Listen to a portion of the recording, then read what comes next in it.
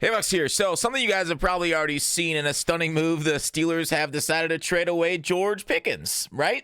Their most talented receiver and one of the best ones in the NFL on a pure talent basis. Traded to the Cowboys in exchange for a third-round pick and then a 2027 swap. Now, we're going to, from Dallas' side, I like the deal quite a bit. They get that vertical stretcher, that contested catcher to clear out and make room for CD, along with if they don't even sign him next year, they get that third-round compensatory pick back.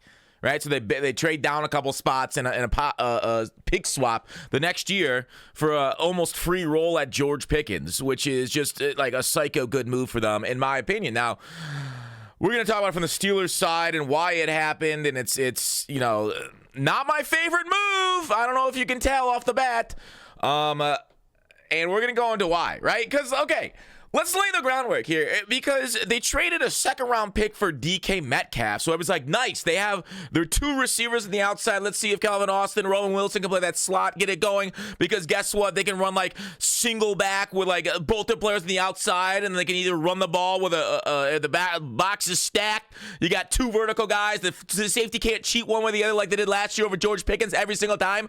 You saw practice clips in Hard Knocks, Mike Tomlin going, yo, you're going to get doubled every time, George Pickens. He was begging in practice just to go one-on-one once. So they obviously know his power level, right? The defense and how they were able to basically focus on him the previous years. Even in practice, Tom was like, well, this is how we erase you. And then they do nothing in the games to kind of figure out how to get that done, right? They sometimes move Pickens in motion, but overall, very frustrated with what I've seen. I'm just rambling now.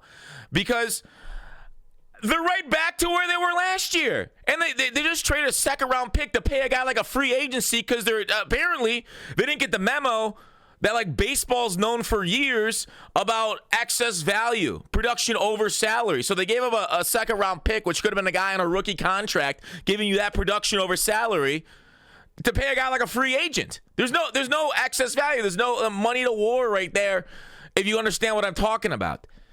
So DK Metcalf, one guy, and then we just talked about their options. I guess they got to now trade for another guy. Is Brandon Ayuk back yet? What are they going to do, right?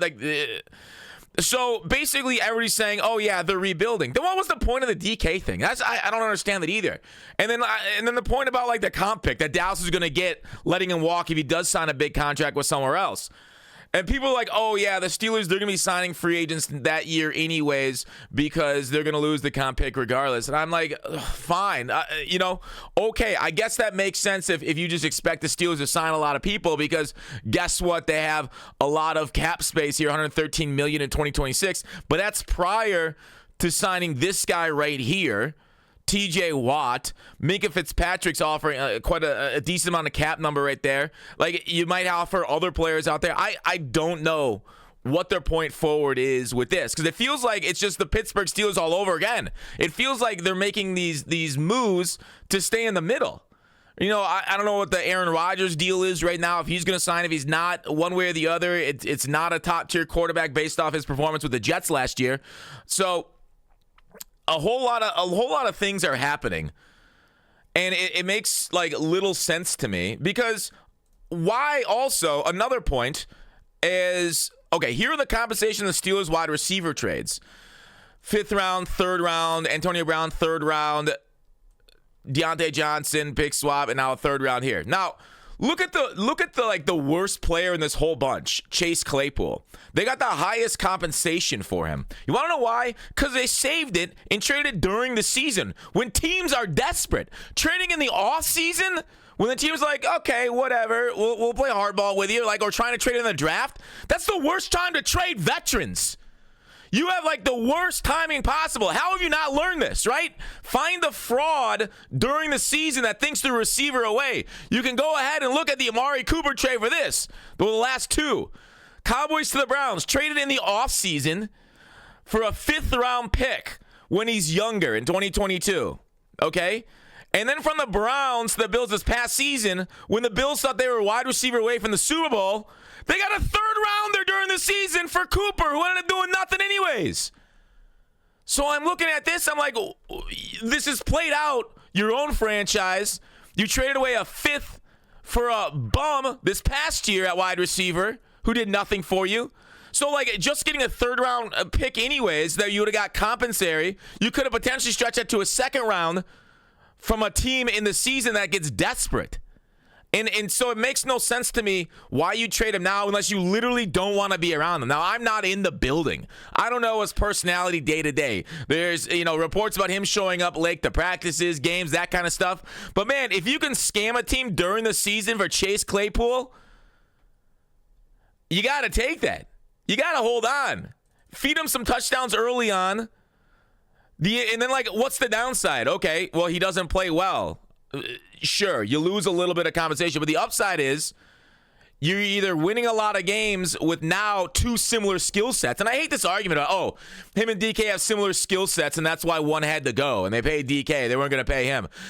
Okay, similar skill sets are not a problem. That's easily coached around. Mike Tomlin is running. Mike Tomlin, who's often said, no, I run through coaching challenges, is not doing his job. He clearly doesn't want to. And so you can do that and make that work with these two big body guys. We just saw Houston, the Texans, they just tested Higgins when they have Nico Collins at home, who's like the prototype. You can make big body receivers, multiple of them, work. It's not that hard. It's blowing my mind. So if they're in the rebuild, like people are saying, because they don't have a quarterback, and I'm fine with that. I'm fine with the rebuild. It makes no sense why they do one step one way, one step another. They wanted and just overall the franchise is frustrating just regardless, right? We needed to draft a D lineman in the first round, needed to get an edge rusher. Why didn't you draft a receiver if you knew you were going to do this, right? Because your run defense was bad. But here's the problem, Tomlin, your run defense's scheme was terrible against Baltimore. You had one of the best ratios of beating Lamar Jackson in the NFL over the last few seasons based off your run defense. And then for the playoff game, you switched the run defensive scheme around to crashing on the running back, and Lamar just went off on you. And that didn't even work because Henry also went off. Get your linebacker to scrape along, but let's go play a double A gap. It's just overall blowing my mind how incompetent Tomlin has been. And I can't give it past the con now because he clearly is not steering the ship right. After a couple good drafts, in this last one, not picking up any excess value for what you traded away. It's from the outside looking in, it looks like a very strange situation. Now, if you're looking at 2026 free agents that you think they're going to sign with their excess money and they don't want the compensatory pick because they're going to sign this seeing and they're not going to be able to have it anyways.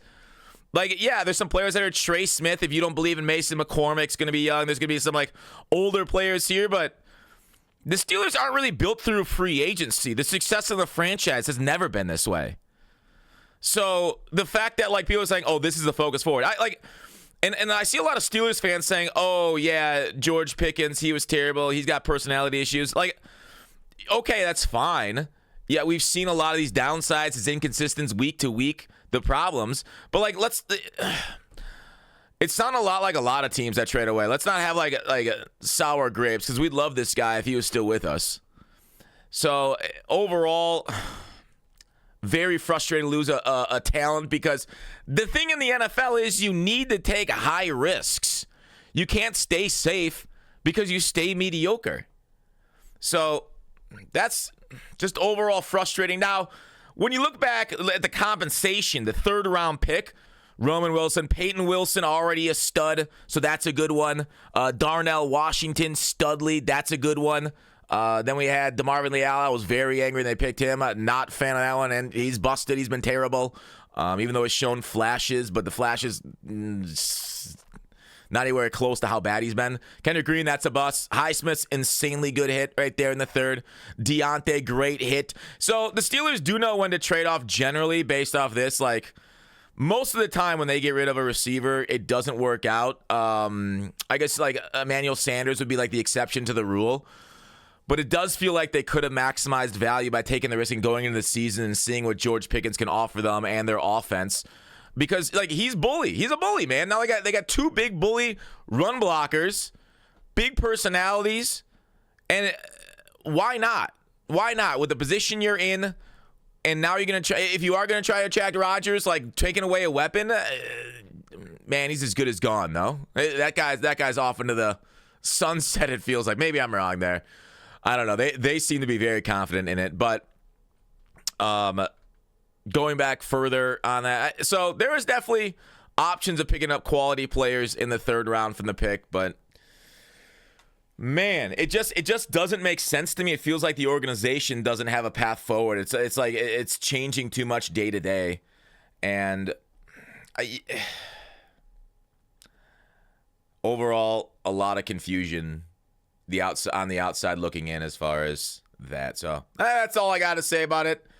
Overall, terrible. I hate it, at least right now. We'll see how the future plays out. Maybe he crashes out in Dallas and ends up not getting a contract at all, doesn't provide any third-round value, but it's going to be hard to say. Outside of like an injury happening, it's hard to see that happening as he's trying to earn a contract. Because like in contract years, people give their all. Why would you not do that and let him earn it unless he was going to hold out and this is prior to the holdout? We'll see what Dallas pays him. That's it. Bye.